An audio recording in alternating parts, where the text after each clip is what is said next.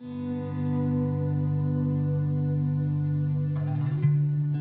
call my journey a little bit of a checkered journey, and I think most of us have that experience. For me, it wasn't one calling, it was a series of steps.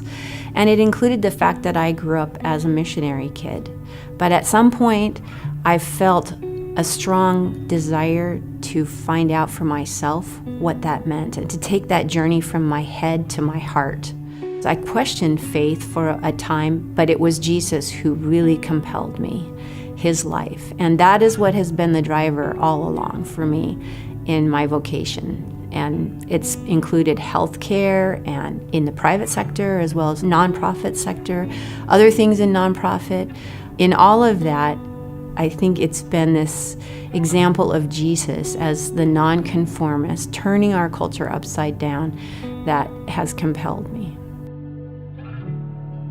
I think there was an epiphany moment for me when I was sitting in church one Sunday, and the speaker happened to be Gary Haugen of International Justice Mission. And he talked about the concept of justice, and he used Micah 6:8. He has shown you, O man, what is good. And what does the Lord require of you? But to seek justice, to love mercy, and to walk humbly with our God. That day, sitting in the pew, I felt God calling me to a life that's more centered around justice.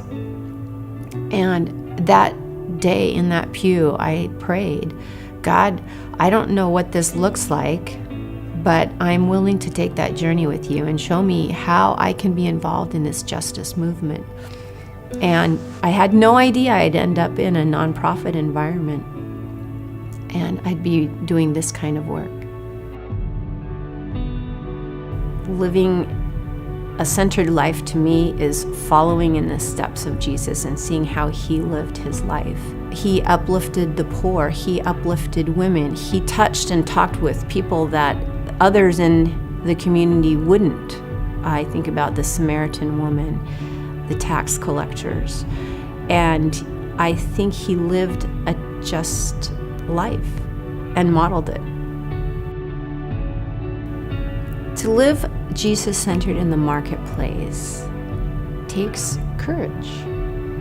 I also think it takes being excellent at what we do, listening, loving people. I think to be a good leader, we have to come from a place of love and care for others and see them as made in the image of God, as image bearers, even if we don't agree with them all the time.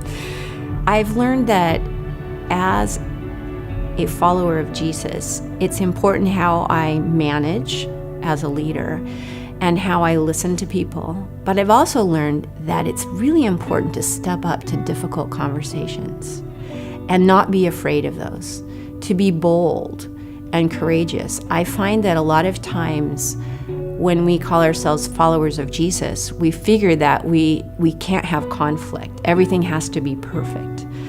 But I don't think that's true, and I certainly haven't found that in my own experience. And I'm still learning how to be bold and courageous and loving and having difficult conversations and coming out of them stronger and better with those I work with.